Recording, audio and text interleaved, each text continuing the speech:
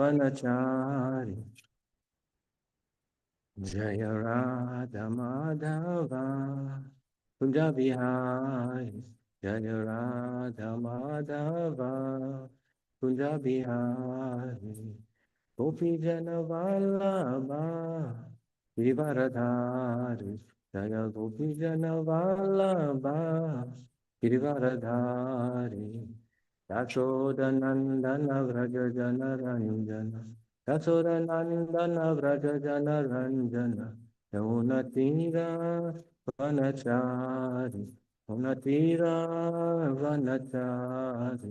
Jaya Radha Madhava Kunja Bihari. Jaya Radha Madhava Kunja Bihari. Gopi Jana Vallabha Givaradhari. Jaya Gopi Jana Vallabha Givaradhari. Yashodanandana Vraja Jana Ranjana. Yashodanandana Vraja Jana Ranjana. Yamunatira Vanachari. Munatira Vanachari.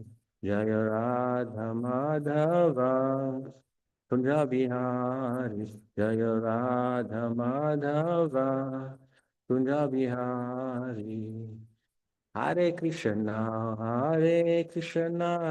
Krishna Krishna, Hare Hare, Hare Rama, Rama Rama, Hare Hare. Hare Krishna, Krishna Krishna, Hare Hare, Hare Rama, Rama Rama, Hare Hare. Hare Krishna, Krishna Krishna, Hare Hare, Hare Rama, Rama Rama, Hare Hare. Hare Krishna, Krishna Krishna, Hare Hare, Hare Rama,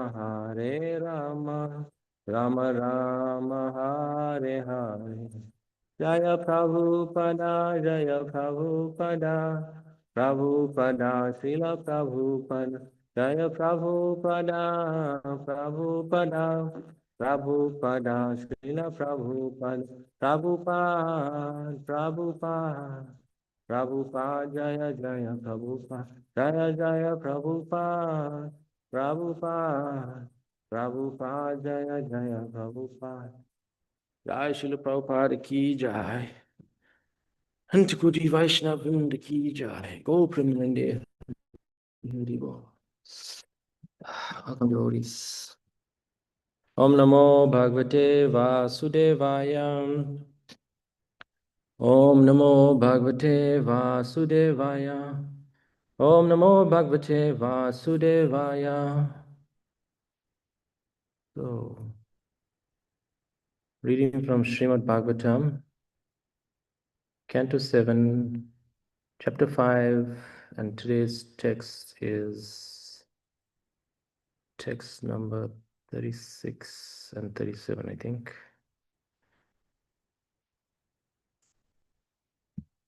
Yes, I don't know, it's a long time since we've been having Srimad Bhagavatam class without Tarika Prabhu. I last wrote to them, which was pretty late. I can't even see what time it was. At 10 p.m. She said that they finished some testing at the ER and they were waiting for the doctor to come. So we pray that all is well with Taraka Prabhu. And if there's any recovery, the recovery is speedy. So it's always nice having him here overseeing the Srimad Bhagavatam class, and we will miss his association today.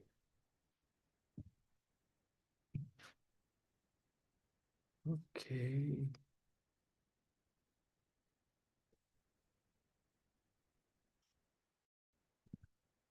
Sorry, I dropped Parijara off.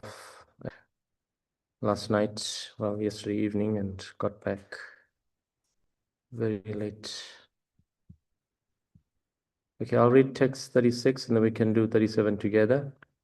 Visno va sadav asau kim nu karisyati asamanjasaha sordam dustyajam pitror ahatya pancha hayanaha. Translation by Srila Prabhupada. Although Prahlad is only 5 years old, even at this young age, he has given up his affectionate relationship with his father and mother. Therefore, he is certainly untrustworthy. Indeed, it is not at all believable that he will behave well toward Vishnu.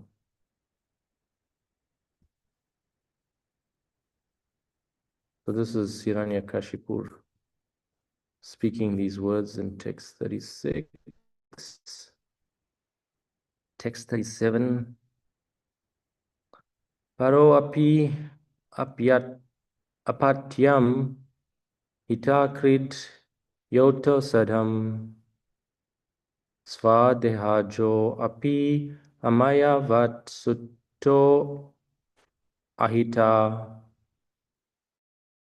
chindyat tat angam yat utatmano ahitam sesham sukham jivati yat vivarjanat paro api apyatam hitakrid yotosadham svadehajo api amayavat suto ati ahita chindyat tat angam yat atatmano ahitam sesham sukham jivati yat vivarjanat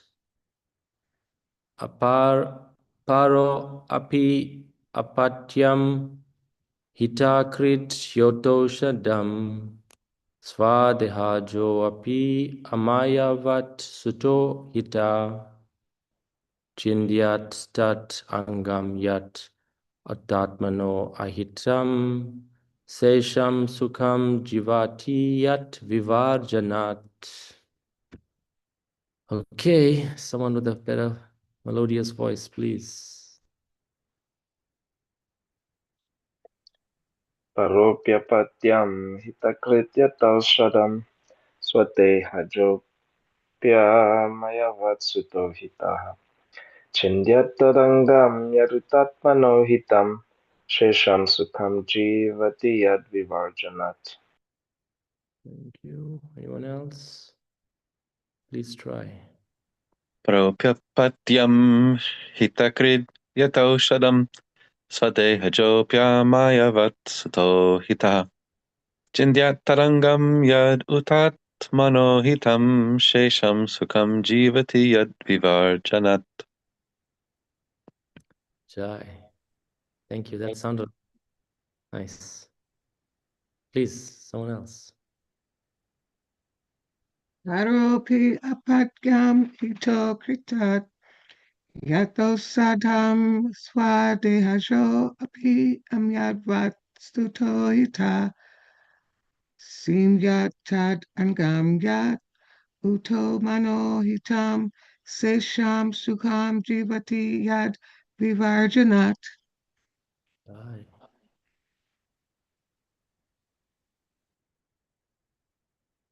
Okay. Para, not belonging to the same group or family, api, although apatyam, a child, hitakrit, who is beneficial, yatha, just as, ausadham,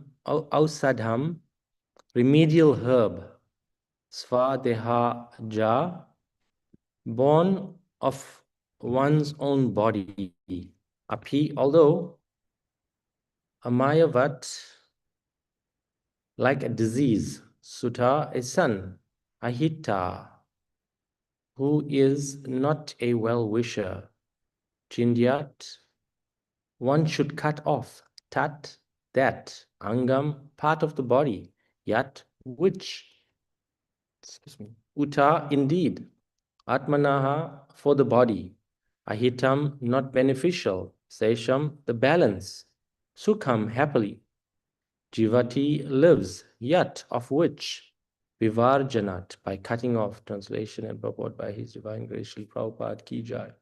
Although a medicinal herb, being born in the forest, does not belong to the same category as a man, if beneficial, it is kept very carefully.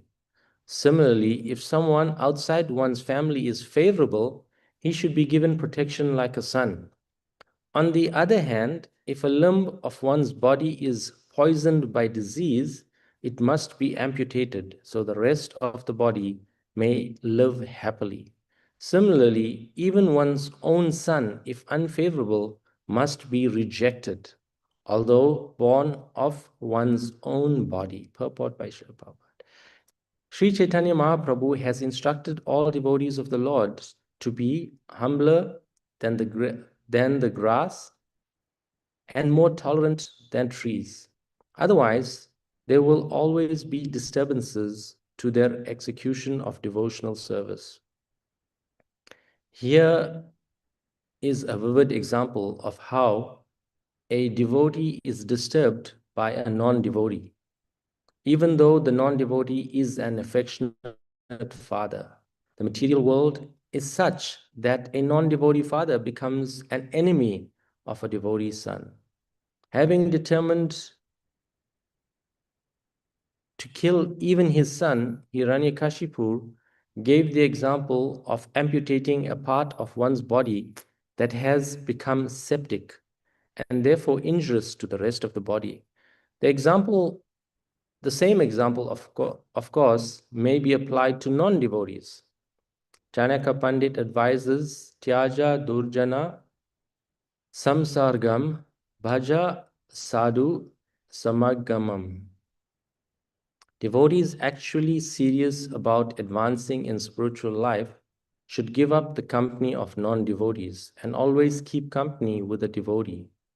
To be too attached to material existence is ignorance, because material existence is temporary and miserable. Therefore, devotees who are determined to perform tapasya, penances, and austerities to realize the self, and who are determined to become advanced in spiritual consciousness, must give up the company of atheistic devotees. Prahlad Maharaj maintained an attitude of non-cooperation with the philosophy of his father Hiranyakashipu. Yet he was tolerant and humble. Hiranyakashipu, however, being a non-devotee, was so polluted that he was even prepared to kill his own son. He justified this by putting forward the logic of amputation. Om Jnana Timrandasya Jananjana Shalakaya. Chakchurumitam Yana Tasmai Shri Gurave Namaha. Panchakalpatarubhyascha Kripa Sindhuriyavacha Patita Nama Pavanabhyo Vaishnavabhyo Namo Namaha. Jai Shri Krishna Chaitanya Prabhu Nityananda Shri Advaita Gadadhar Sivasti Gaur Bhakta Vrinda. Hare Krishna, Krishna Krishna, Hare Hare. Hare Rama, Rama Rama, Hare Hare. So, yeah, we see this interaction between Prahlad Maharaj and his words to his father. And of course, now his father is speaking, and his father is, yesterday we heard, furious, with his son, to the point where he has, ordered him to be removed and killed. And now Hiranyakashipu is trying to justify, his actions by giving some philosophy. But of course, we can understand that this is just some bogus philosophy that Hiranyakashipu is putting forward. So previously we read, how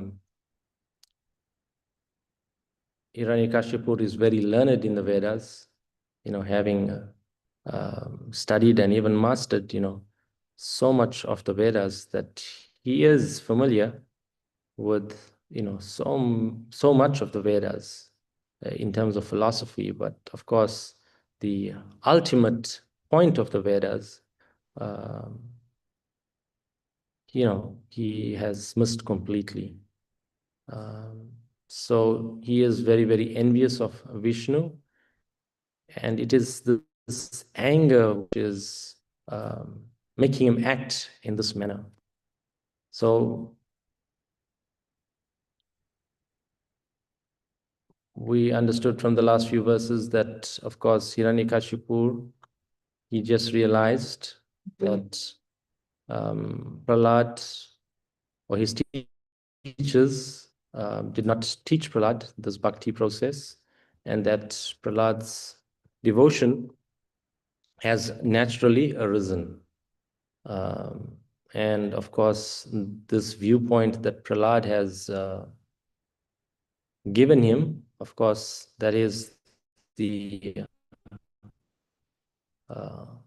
absolute truth, but at the same time, it threatens Hiranyakashipu's worldview of power and control.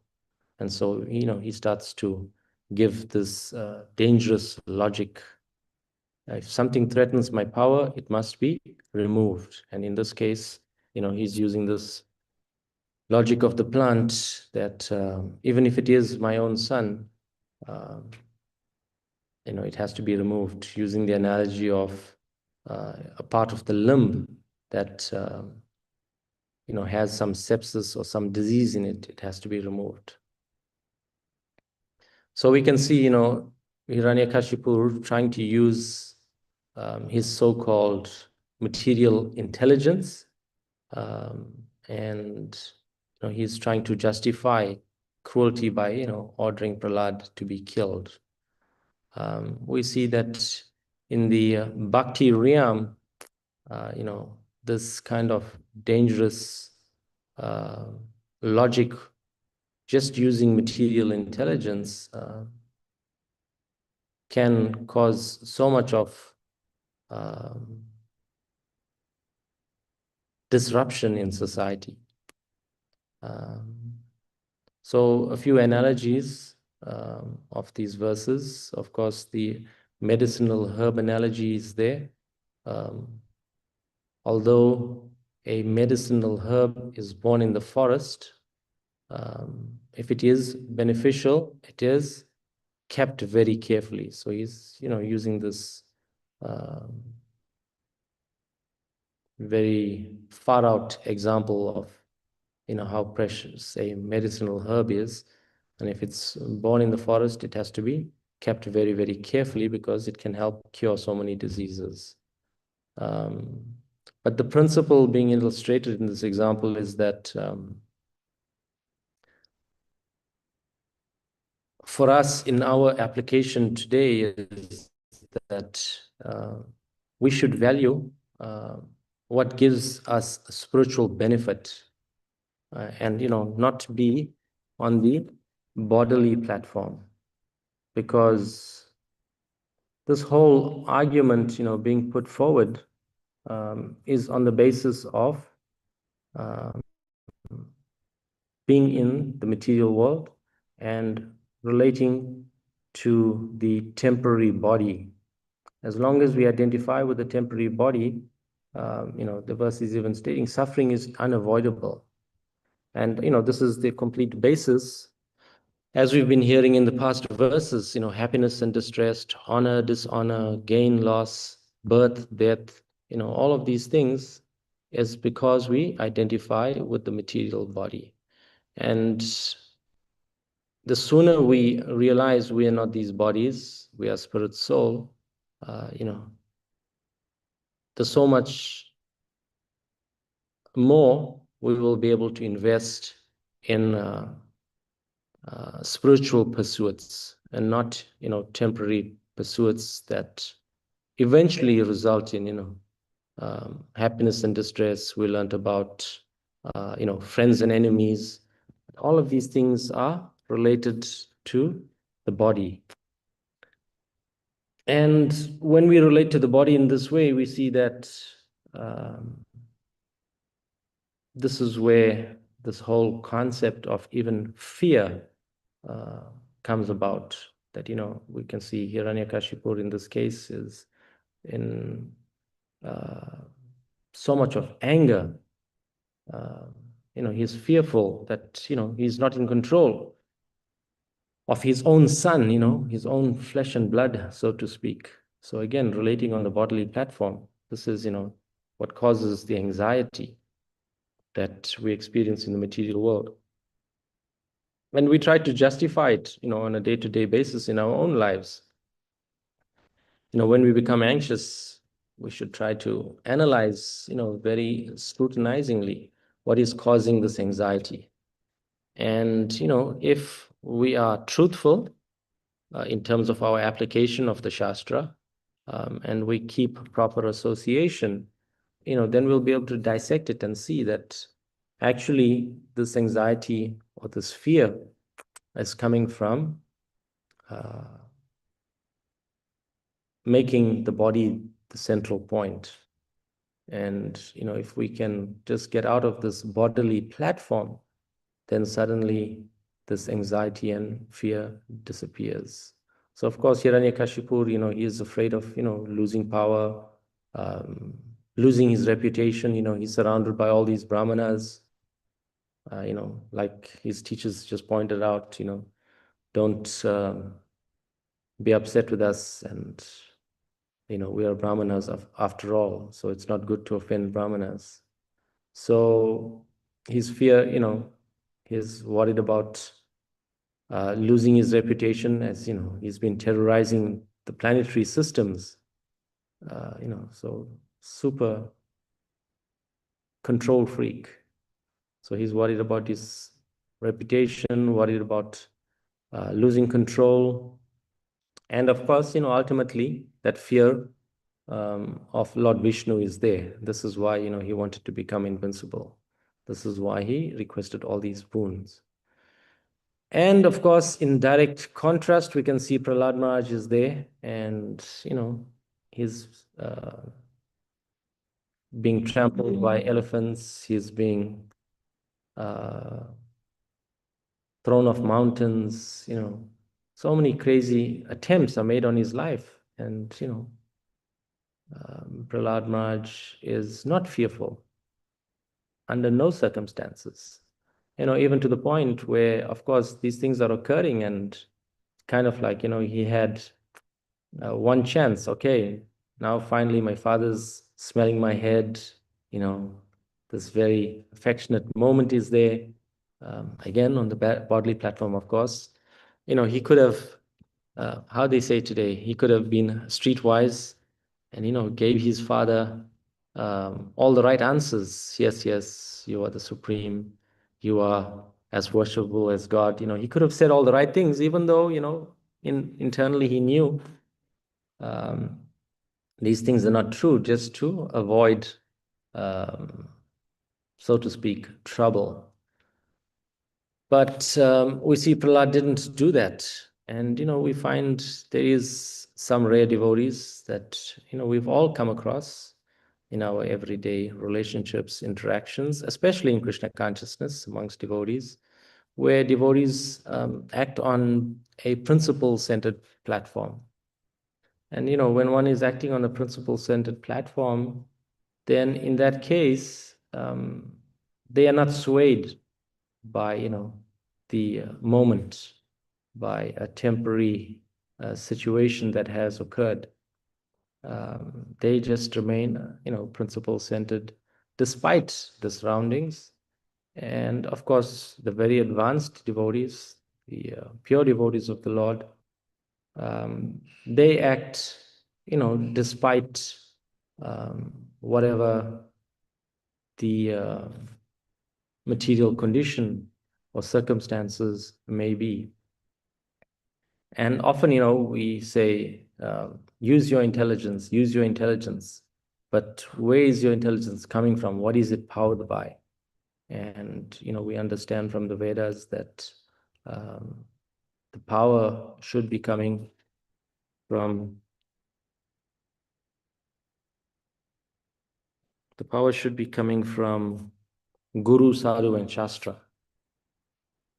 Otherwise, it can be influenced by just your material circumstances. And, especially as devotees, we've all noticed that we can, use the very little knowledge that we have gained, at least in this life, in Krishna consciousness, in the association of devotees, we can even use Bhagavad Gita to justify, practically anything to suit our own mind, intelligence, and agenda. And, that's often the case. And so, of course, we want to rise above these temporary situations and, become really principle-centered. So ultimately, the principle that we should be striving for is, whatever is going on, whatever the dilemma is, whatever the question is, the perplexity, we saw the, I guess, perfect example given in the Bhagavad Gita of, Arjuna being bewildered. Yes, pure devotee of the Lord, but, he was playing this role where, he was completely bewildered. And again, we can see the situation was in relation to his family, he had to fight his martial guru, his grandfather, all of these personalities who he loved so much.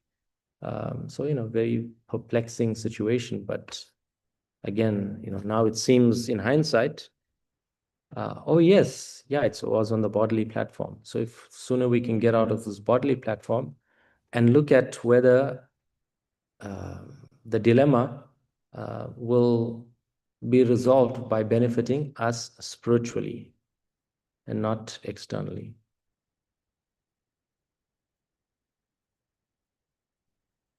So we see in the association of devotees, we always say this, that devotees are our real family. Because why? Because they have or should have our spiritual interests at heart, helping each other, helping guide us, through different challenges based on relationship. Of course, everybody doesn't have the same relationships, but, some are more confidential, more deeper relationships. So we see that devotees are our real well-wishers, and in most cases, more so than, blood family members. So yeah, this in itself, becomes very perplexing sometimes to navigate. I think practically all of us, can relate when we became devotees. And how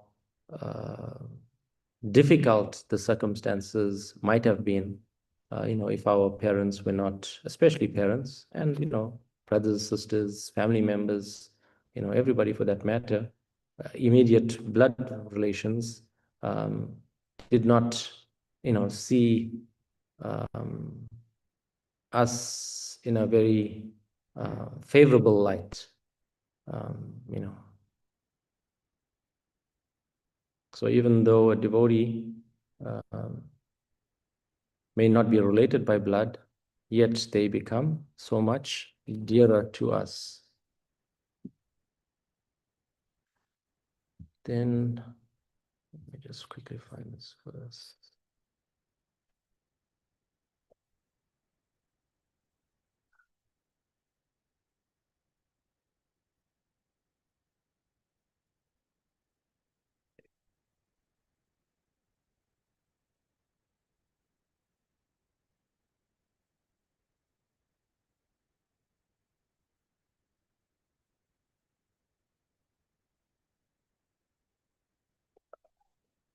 Why?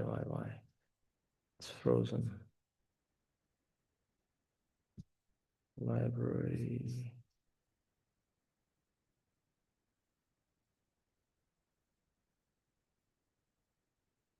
So this is nice verse, Bhagavad Gita 6:9, which says,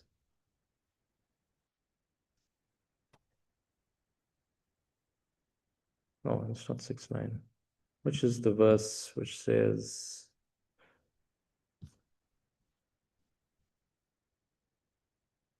a yogi sees, equally friends, enemies, relatives. So a dog eater, we related that verse, how, we don't see this on the spiritual platform, we don't see um, all these different grades of friends, enemies, sees with equal vision. So this is a yogi.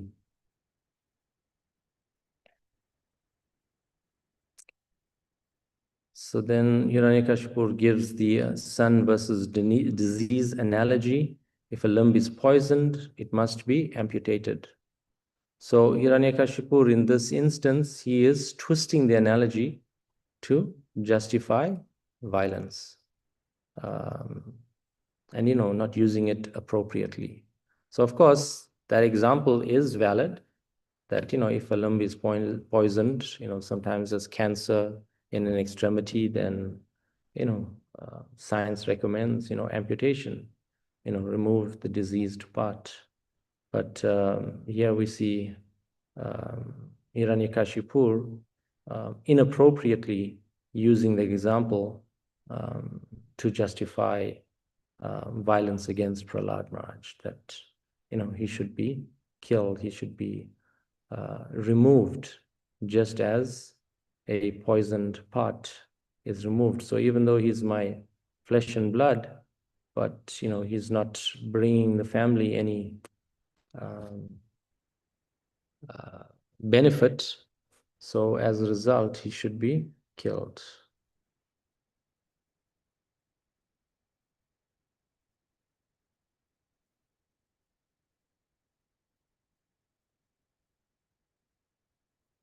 So in the purport, Prabhupada is bringing up a very important point.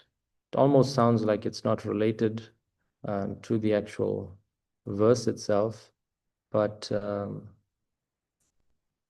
Prabhupada is bringing up this point.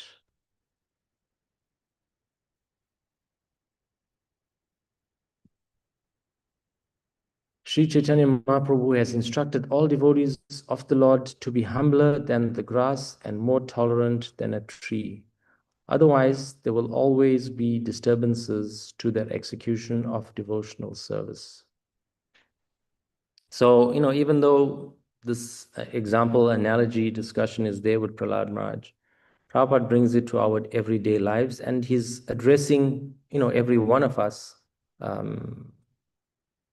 devotees here today, that, we're living in the material world, and, as of course we understand the material world is, a place of suffering, how to execute devotional service in the material world. We understand the material world is temporary. So many, facts are there that we may seem to understand, but how to navigate the daily trials and tribulations of the material world. And it all boils down to the point of, where is happiness? Why am I not happy? How can a devotee be happy in the material world? And, Prabhupada is bringing home this point that unless a devotee is more humble than a blade of grass, more tolerant than a tree, then even though, we're practicing the highest benefit for the living entity, the spirit soul, engaging in the devotional service of the Lord, still will experience disturbances. So it's not like you can have one with the other. Both need to be there, and simultaneously, as we study and become more qualified, more expert in the principles given in the Shastra, then we find we have to juggle so many things. Of course, initially Prabhupada gave us one of the very first tenets, chant Hare Krishna and be happy. And, initially in our neophyte stages of Krishna consciousness, it's a working solution. As we chant, we feel that, I'm different. I feel good. But gradually, as we, execute this process of sadhana bhakti, then we find in this cleansing process of, getting rid of all the unwanted anarthas, that it is not as easy as chant Hare Krishna and be happy. Yes, in a true sense, it is there, but still all this dust accumulated in our heart has to be cleansed.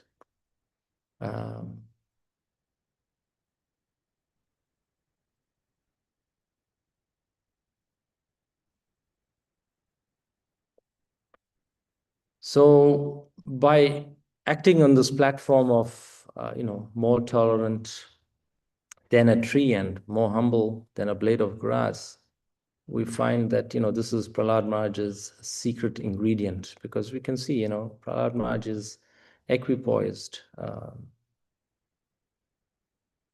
in all circumstances. He's very, very firm and fixed in principle. So we see that Prahlad Maharaj, he rejects his father's philosophy. But at the same time, we'll study and analyze more, when Nishingadev, or after Nishingadev kills his father, of his real thought process. But, we find that Prahlad did not reject his father's soul. His everything that he stood for, his father. This is why, when his father was asking him, what have you learned? And, he was explaining Krishna consciousness to his father. He was unafraid, not fearful at all. Still at the same time, in a very humble mood, he was explaining all of these things to his father with, great humility. These are the facts of life. These are the principles of, life, spiritual life, not, material life, material solutions. This is the highest, philosophy one should be striving for. So we see that, Prahlad Maharaj, of course, pacified, was the only one that could pacify Lord Nishingadev. And of course, when he got chance, what is it that I can offer to you? And, he was requesting for his father's liberation. So in this way, he never at any point, rejected his father as a spirit soul. Yes, his ideologies, thinking that he was the supreme controller of, all the universes, or the all that he surveyed, all of that he rejected, but he never rejected the spirit soul. We see, of course, on the other hand, Hiranyakashipu, he was furious at, Prahlad's devotion to Lord Vishnu. And, he used all this silly logic to justify his cruelty. And also, in one sense, to hide his hatred. I mean, of course, it wasn't a secret. He had made it very clear that he hated Vishnu because, in one sense, it was an excuse, explaining that because he had killed his brother.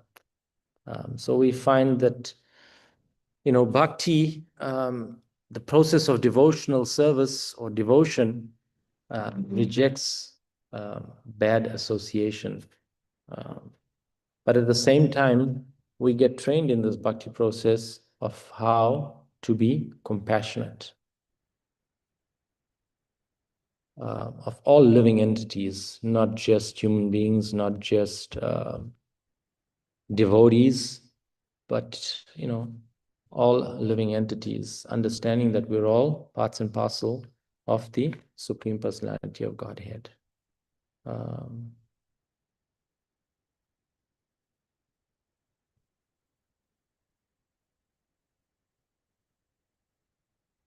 Sorry, I'm just replying to Nikolai here. Yes, please.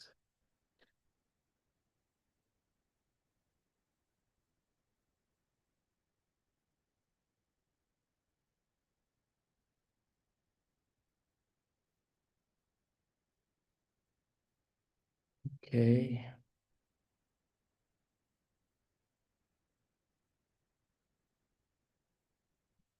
So one of the main principles we're extracting from these verses is, how important sadhu sangha is, association of devotees, and the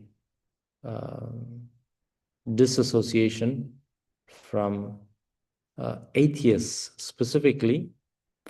But in general, of course, we say non-devotees. So Chanakya Pandit gives this example. Devotees actually serious about advancing in spiritual life should give up the company of non-devotees and always keep the company of devotees.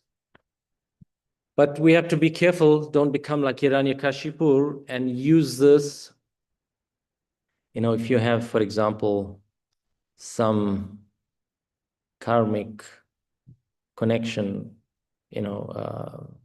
issue, relationship, with your family member, friend, father, parents, whoever it is, we dislike them for what they did to us when we were children, some long-standing issue or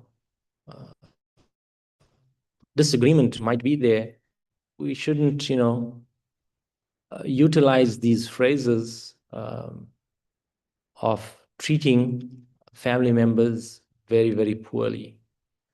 And at least in my short stay in Krishna consciousness, somehow or the other, of course, because of our neophyte, early stages of advancement in Krishna consciousness, the first thing we want to do is, give up the association of family members. And we do it, in a very harsh manner that wants to show family members, I have, got this higher knowledge of Krishna consciousness. And it is, in fact, the highest knowledge. And, I'm in a superior position compared to, your standing in society, according to the Bhagavatam. And, this is the truth, no matter how you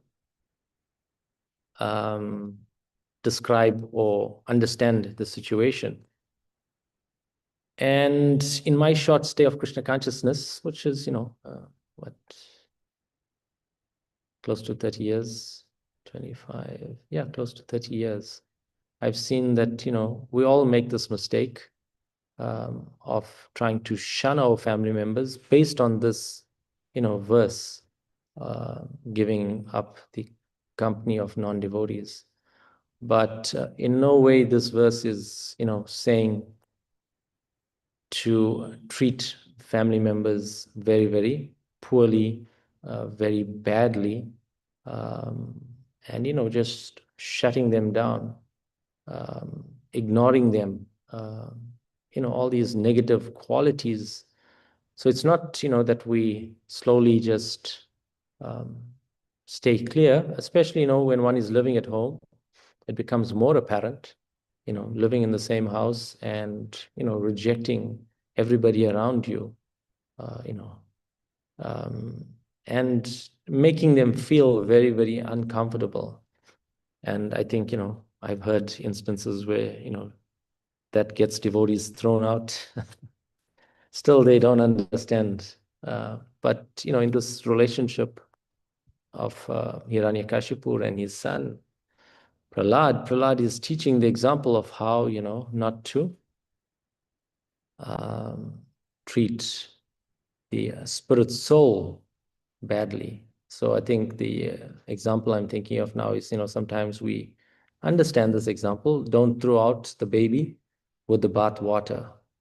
So in a similar way, we should also infuse that example if we are using our proper intelligence. But most times we find that we think we have proper intelligence, but unfortunately, it's far from that.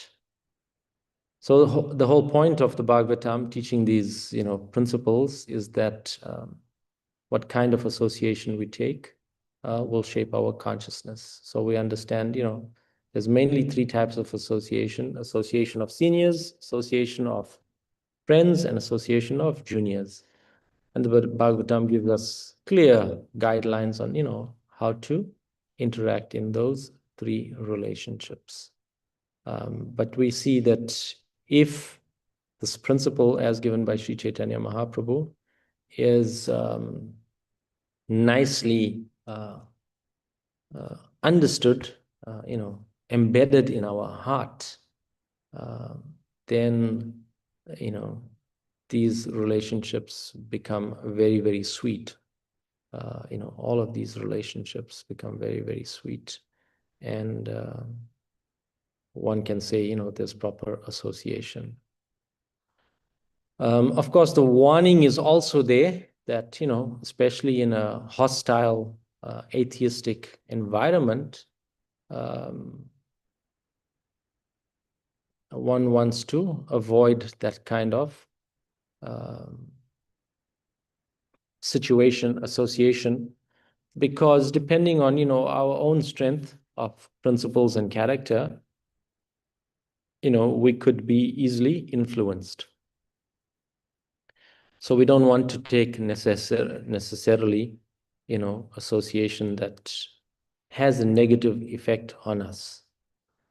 So, Prahlad Maharaj, of course, is an extreme example, of a devotee being born in a atheistic family, family of demons. And of course, in the material world today, sometimes our family situations, may mimic things like this. But I urge devotees to, consult, reveal your hearts in confidence, with other senior devotees and get guidance on how to navigate, different situations. But, treating another person, especially family members, very, very poorly, must be guarded against as well. Because we've seen in our society of, devotees today, especially ISKCON, that most times at the end stages of our lives, depending on where we're at in our Krishna consciousness, and I've seen far too many devotees, end up with their family members, having nowhere else to go. They didn't make proper arrangements for their, final stages of life. And they end up, having to be in the association of family members who they once treated very, very poorly. And, then it becomes a very challenging situation where sometimes one's Krishna consciousness can even be jeopardized in that situation.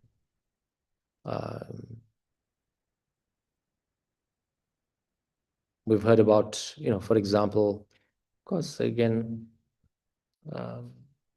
I guess not an extreme example, but we've heard about, sometimes devotees don't take the proper action by, leaving a will, and, listing in their will how to do their last rites, and we've, heard about how family members claim the body of a devotee, after they've left the world, and, demand, in some cases, demand, Haribol can, in demand even money from devotees. So all these things are going on in the material world.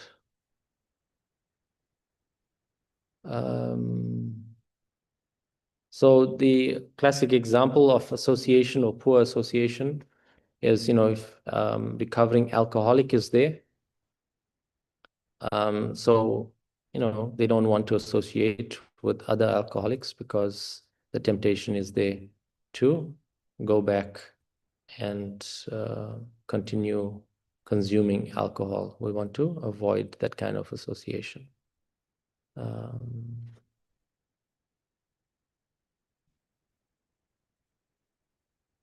We as devotees should also limit our exposure to the media.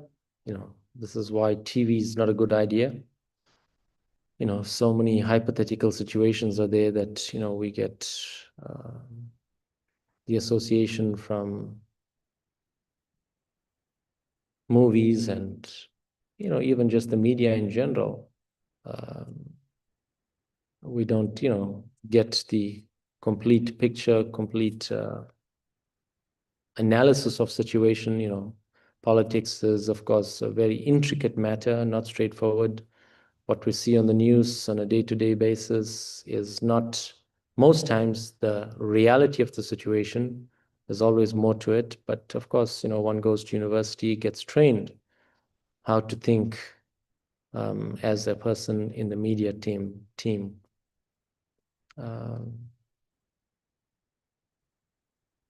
So in terms of our association, we want to set boundaries, how to avoid, negative influences from overcoming us, and our endeavors in our Krishna consciousness.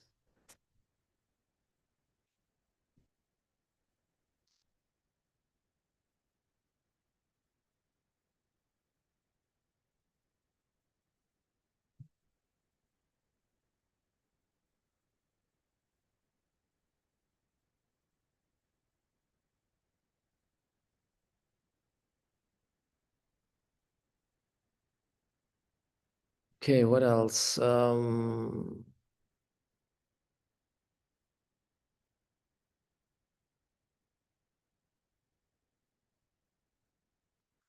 Okay, so in conclusion, we want to protect what nourishes our devotion.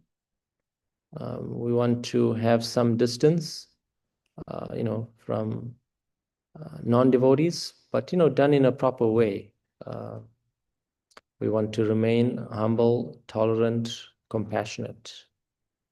And Prahlad Maharaj, his example shows how to reject bad philosophy without rejecting people. And of course, just for teaching purposes, Hiranyakashipu's example is showing how his ego uses, flawed logic to destroy bhakti or love, for that matter. So bhakti requires a soft heart and, strong boundaries in terms of our relationships within the material world. Compassion without compromise, but tolerance without surrendering to the illusory energy and all that Maya presents to us. Okay, there's so much more nectar we can talk about in this verse. But let me stop there. Any comments, questions, corrections devotees want to share?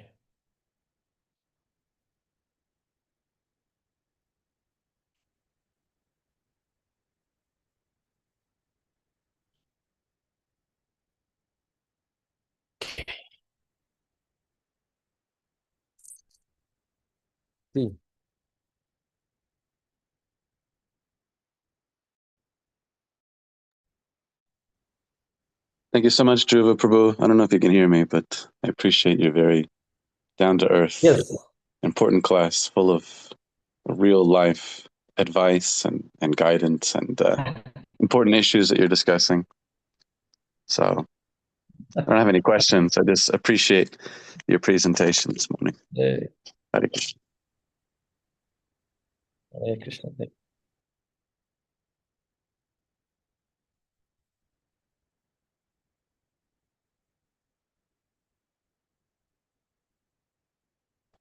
Yeah, it's not easy navigating life in the material world, not tribulations at Gita Nagari farm. Still, somehow or the other, we should remain very, very grateful for the opportunity of performing devotional service. And of course, ultimately, it seems like, what did I read this morning? It seems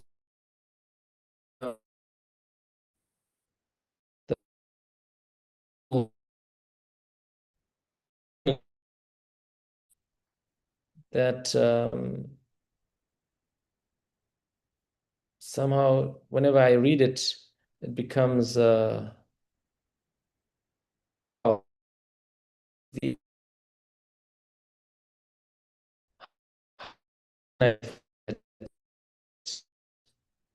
and we're ultimately trying to please Krishna's senses. And every time I say that, it's like, for me at least, it's like, okay, how did I forget that? I just said it yesterday. And then this morning, Mother Rajalila shared this on the group about, I think it's something Radhanath Maharaj may have been saying. At the time of death, a devotee will ask, will it be enough? Will I have dedicated myself so fully that I can be Anyabilasita Sunyam, free from all other desires, and simply turn to Krishna and say, I am yours? Such surrender requires Abhayam Sattva Samsudhir, fearlessness, born of purified consciousness. This fearlessness comes when we shift our focus from personal interest to Krishna's interest. So everything that we do, every action, is it pleasing Krishna's senses? Is it in Krishna's interest? Therefore, we must reflect, what does Krishna want? What does he need? How am I contributing through my consciousness, character, and actions? Ideally, everything in our consciousness should be focused on Krishna, and all activities should be connected to his service, directly or indirectly, supporting Krishna consciousness. Most devotees live in the world and maintain professions. This need not be an obstacle. So, we can use the logic that, oh, my work, I go and associate with all these karmis and it's, so draining, so this, so that. This need not be an obstacle. When the fruits of our work are offered in Krishna service, we maintain a Krishna conscious life. Thus, we offer not only our thoughts and intentions, but also our actions. Even if our consciousness is imperfect, sincere actions in service can still make a difference, for Krishna is merciful and can be purchased by devotion. The more we offer Krishna the greatest gift, our life, the more fearless we become. Death exposes unfinished business and shortcomings. So now is the time to prepare. Let us collect spiritual wealth, not for ourselves, but for Krishna. If we approach him with a life filled with sincere offerings, he will be pleased. And the moment of death can become a moment of great happiness. So I thought, wow, this is the essence, this is what we're all trying to prepare for death. How to do it. Let's figure out how to please Krishna's senses. So in this way, when we stand before Chitragupta, we can stand with some humility that, we have tried our best. Okay, any more comments, questions before we go? Hare Krishna Prabhu. Thank you. That was, like yesterday Prabhu said, a very nice presentation. I was wondering how you were able to influence your mother to take up some Krishna consciousness. Yeah, so the thing is, that was a miracle in one sense, because I also, got preached to in the early It was mid 95, 96. So it was, a little bit of a more fanatical time. I mean, when it's not fanatical, but more of a fanatical time where I also was very guilty of, not being very loving and gentle in my approach, so I was very abrupt. I was, practically this example of, just not caring, just worried about my own selfish Krishna consciousness. And, when one day, this was, probably a few weeks after I met the devotees, I met one devotee at the temple, and we just started talking, and, he was asking about myself and my journey. And so we spoke a little, and somehow the other, he asked me, "Oh, so you live at home?" I said, "Yes, I live with my family, my brother, sister, my mom." And he said, "Oh, okay. So who cooks for you?" I said, "Well, my mom cooks." She said, "Oh, she's a vegetarian?" I said, "No, no, they're not vegetarians, but she cooks vegetarian for me." And he said, "Oh, Prabhu, you're going to get a lot of karma for that, to get a non-devotee, especially someone that doesn't, practice vegetarianism, you're going to get a lot of karma." So I immediately went home. In my neophyte understanding, I told mom, sorry, she had prepared dinner or whatever it was. And I said, it's okay, thank you very much. But, in a very puffed up way, I didn't say it in a nice way even.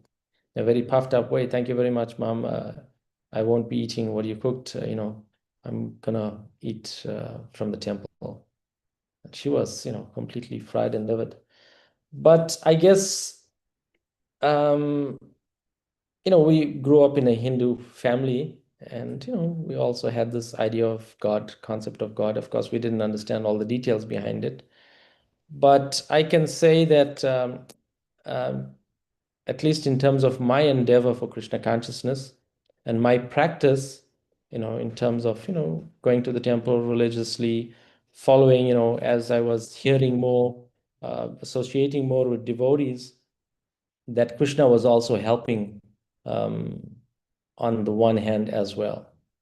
So, I didn't make any large efforts, but I think I gradually did not treat her badly.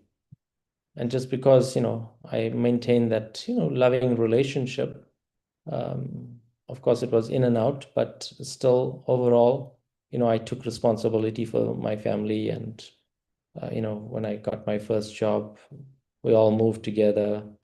And, financially, I was supporting the household. Because of that, loving relationship being there, Krishna made so many arrangements outside of myself.